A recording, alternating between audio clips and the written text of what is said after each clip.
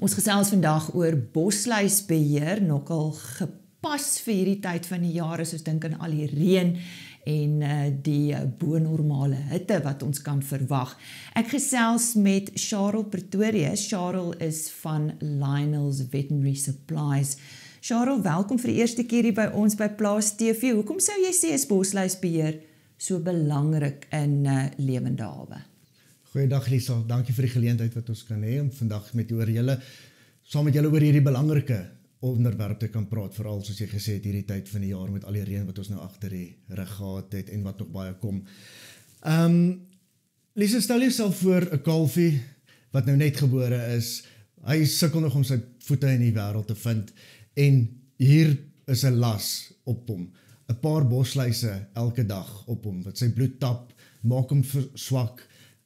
Dit onderdruk sy immuniteit en wat vir ons as 'n klein bosluis is of 'n klein parasiet beteken vir hierdie kalfie dalk tussen groei of agterbly of selfs tussen lewe en dood. So ek sal sê dit is 'n redelike belangrike opsie. Bosluise is stildraers van siektes soos rooiwater, hartwater, galsiekte. Wanneer hierdie siektes toeslaan, sien ons hoë koors, erge bloedarmoede, swakheid, onderdrukte immuniteit en selfs skielik 'n vrektes, veral onder jong kwesbare diere en wat onder stres verkeer. Selfs wanneer die bosluise geen siektes dra nie, beskadig hulle nog steeds huide en velle. Jy het 'n laer voerinname, laer groei, laer immuniteit, verminderde vrugbaarheid, daar selfs ook minder melkproduksie. En dit is 'n aanhoudende, geïrriteerde faktor wat stres onder die diere veroorsaak.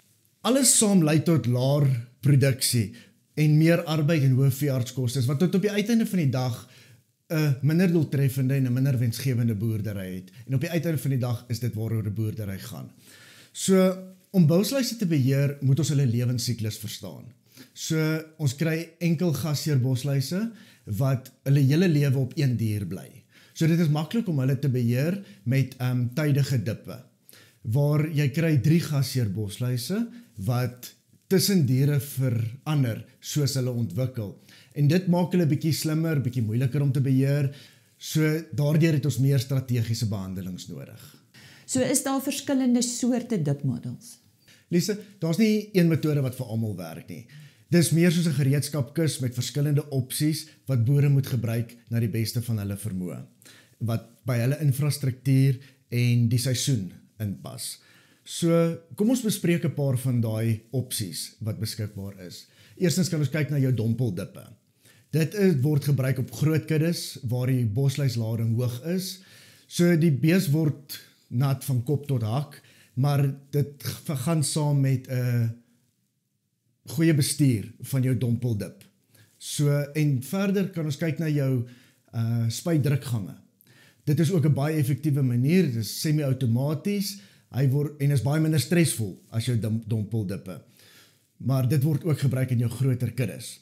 So, alwaar belangrik daar is jou drukking, waarmee die dip toegedien word, en die hoek van aanwending. Daarna gaan ons kyk na jou opgietmiddels. Ja, die opgietmiddels is jou boer se vriend, wanneer jou arbeid min is, jou infrastruktuur beperk is, of selfs in droogteseisoene.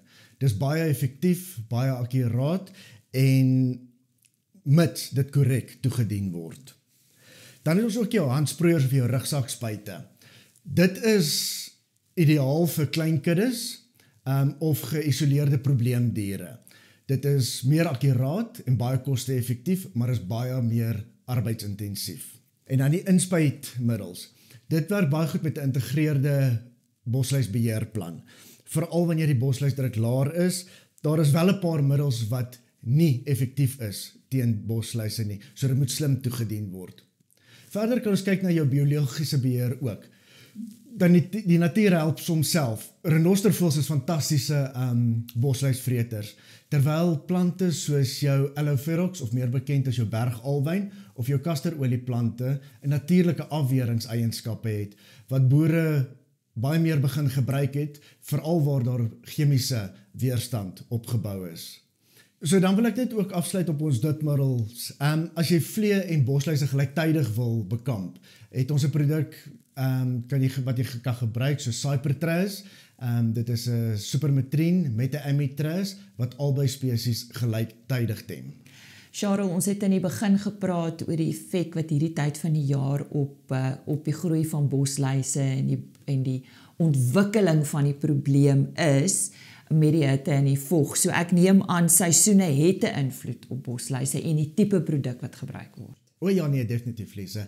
En dis veral in die somer wanneer die vog en die hitte die gras dig laat groei, neem jou bosluispopulasie dramaties toe en so ook die risiko vir uitbrake. So hierdie is die ideale tyd vir gereelde en deeglike toedienings volgens streng intervalle. En in die wintermaande bring verligting, maar nie rus nie. Die bosluise kruip weg, maar hulle wag vir die warm dae. So hier is die ideale tyd om strategiese opgietmiddels en inspuitmiddels te gebruik om jou voor te berei vir die somer wat kom. So seisonale beplanning verseker behoorlike tydsberekeninge, beter rotasie tussen middels en minder siekteverliese. Charles, jy het nou verwys na weerstand, maar miskien kan jy net weer vir ons verduidelik, wat is bosluisweerstand en wat kan ons doen om dit te beperk? Net soos ons boere leer bosluise ook. As dieselfde produk oor en oor gebruik word, pas die bosluise aan. Hulle pas hulle selsmembrane aan, hulle breek die aktiewe bestanddeel vinniger af en daardeur word dit moeiliker om die bosluise dood te maak. So, ons kan dit voorkom deur ons die regte dosis op die regte tyd te gee, die chemiese groepe af te wissel en nuwe diere wat in jou kudde inkom te isoleer, om seker te maak daar kom nie weerstand biedige bosluise in jou nuwe kudde in nie, of in jou bestaande kudde in nie. En behandelings wat nie werk nie, moet ons tydig aanspreek om te kyk hoekom dit nie werk nie. 'n geïntegreerde benadering, byvoorbeeld weidingsrotasie of beweidingsstrategieë en selfs jou raskeuses of 'n kombinasie van almal saam kan ook 'n baie groot invloed hê op bosluisweerstand om dit te beheer. So hoe meer metodes ons saam kan kombineer, hoe beter is die langtermynresultaat. Goeie bestuur verleng jou lewensduur van jou produk en spaar jou baie geld.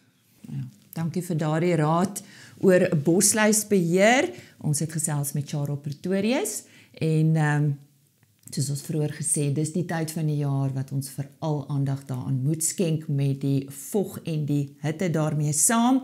Ek dink bosluise floreer lekker hierdie tyd van die jaar.